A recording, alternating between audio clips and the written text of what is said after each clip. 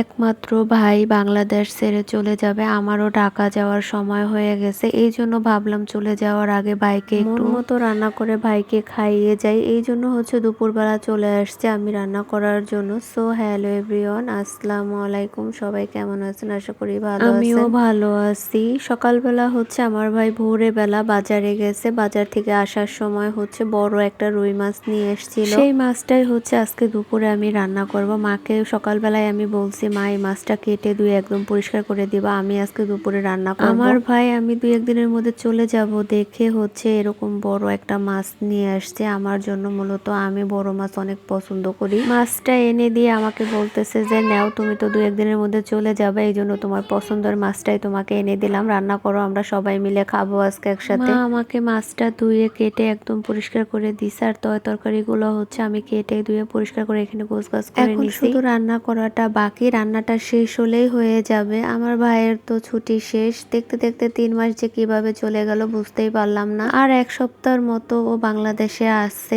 এই জন্য ভাবতেছি ও চলে যাবার আগে আমি আমার বাসায় চলে যাই, যেহেতু ও আমার বাসা হয়ে ফ্লাইট করবে। আমি যদি আগে থেকে না যাই তাহলে আমার ভাই আমার বাসায় গেলে ওরে আমি নিজের মন মতো কোনো কিছুই করে খাওয়াতে পারবো না। এই জন্যই আমি আগে চলে যাব। আমার ভাইটা আমাকে বারবার নিষেধ করতেছিল যে তুমি যাও না, তুমি থাকো, আমরা 2 ভাই বোন একসাথেই জামা নেই। কিন্তু ওর কথা কে শোনে? আমার মাথায় তো একটাই টেনশন, আমি কতক্ষণে বাসায় যাব। দীর্ঘ 8 বছর পরে ভাই আসছে 3 মাসের ছুটিতে। আবার এইবার চলে গেলে কয় বছর পরে আসে তার ঠিক নেই। তাছাড়া আমার ভাই এখন পর্যন্ত আমার বাসায় যায়নি। আমার বিয়ের আগেই ও বাইরে চলে গেছে, আর এই আসলো। আমার বিয়ের এই 7 বছর চলে, আর আমার ভাই বিদেশ করে আসতে 8 বছর। আমার বিয়ের 1 বছর আগে ও বাইরে চলে গেছিল। তাছাড়া আমার ভাই আমার বাসায় যেতেও চাইছিল না। অনেকটা রিকোয়েস্ট করার পরে ও রাজি হয়েছে। এই জন্যই মূলত আমি ওর আগে চলে যাব। তাছাড়া ঢাকায় আমার একটা কাজ পড়ে গেছে, দুইটা মিলিয়ে আমার যাওয়া লাগবে। আপনাদের ভাইয়া বারবার ফোন দিতে আছে। কথা বলতে বলতে এখানে আমার মাছ রান্না প্রায় হয়ে আসছে। মাছটা প্রথমে ভেজে নিছি, সাথে আলু। এখন মশলাটা কষিয়ে পরিমাণ মতো পানি দিয়ে নিচ্ছি। ঝোলের পানিটা ফুটে ওঠার পরে মাছ আর আলুগুলো দিয়ে পুরো তরকারিটা আমি রান্না করে নিলাম। এই যে আমার ফাইনাল লুক। তরকারিটা দেখতে কত সুন্দর লাগতেছিল, খেতেও অনেকটা মজা হয়েছিল, আর দেখতে তো মাশাআল্লাহ খুব লোভনীয় লাগতেছিল। এরপর আমি এখন মুরগির মাংস রান্না করব। সকালবেলা যখন আমার ভাই আমার উদ্দেশ্য করে বড় মাছটা নিয়ে আসছে, তো ওই মাছটা তো আর একা একা খাওয়া ঠিক হবে না। মেজো আপুকে ফোন দিলাম, আপু আসতে পারবে না, এই জন্য আমার ভাগ্নিকে নিয়ে আসলাম। ভাগ্নি আমাদের বাড়িতে আসতে চাচ্ছিল না, কিন্তু অনেক রিকোয়েস্ট করে ওরে নিয়ে আসছি, যেহেতু ওদের বাড়ির সামনে ওয়াজ হইতেছিল। এইবার বাবার বাড়িতে 15 দিন ছিলাম। এই 15 দিনে একবারও আমার আপু আমাদের সাথে দেখা করতে আসেনি। এখন চলে যাব, তারপরে ওরা আসতেছিল না, এই জন্যই মূলত ফোন দিয়ে আরো নিয়ে আসা। আমি বাবার বাড়ি যখনই আসি না কেন, আমার আফুরে আমি সবসময় ফোন দিয়ে নিয়ে আসি। আর আমাদের বাড়িতে যখনই কোনো ভালো কিছু রান্না হয়, আমার মেজো আপুকে আমি সাথে সাথে ফোন দিই। এক তো মেজো আপু, দ্বিতীয়ত মেজো আপুর 2টা মেয়ে, ওদের ছাড়া আমাদের কখনোই কোনো কিছু ভালো খেতে ইচ্ছা করে না। যখনই বাড়িতে ভালো কিছু রান্না করার নিয়ত করা হয়, তখনই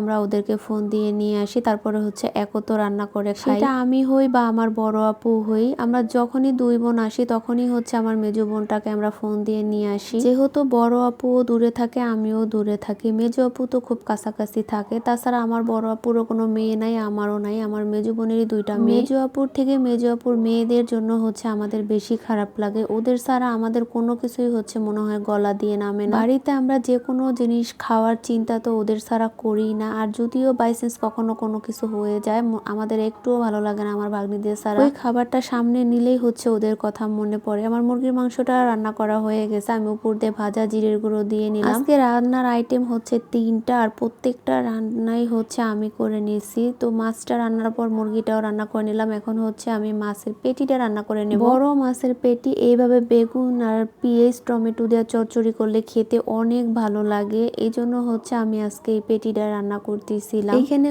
আমি আলু, বেগুন, টমেটো, কাঁচামরিচ, পেঁয়াজ, হলুদের গুঁড়ো, মরিচের গুঁড়ো, লবণ, তারপরে তেল আর কিছু বাটা মশলা দিয়ে ওইটা আমি ভালোভাবে মেখে তারপর পেটিগুলো দিয়ে দিলাম। পেটিটাও এর সাথে আমি ভালোভাবে মেখে দিচ্ছি। না দিলে এর ভিতরে তো আর মশলাটা ভালোভাবে মিশবে না। এরপর পরিমাণ মতো পানি দিয়ে রান্নাটা শেষ করে নিলাম। রান্নাটা শেষ করে দিয়ে আমি গোসলে চলে গেছি। এদিক দিয়ে সবার খাওয়া দাওয়া হয়ে গেছে, শুধু আমিই বাকি ছিলাম। প্লেটের ভিতরে ভাতের সাথে সব তরকারি একসাথেই নিয়ে নিচ্ছি। আমার সবসময় এইভাবেই ভাতের সাথে একবারে সব তরকারি একটু একটু করে নিয়ে তারপরে খেতে ভালো লাগে। নিজের রান্না বলে প্রশংসা করতেছি না, কিন্তু বিশ্বাস করেন প্রত্যেকটা রান্না মাশাআল্লাহ অনেক মজা হয়েছে।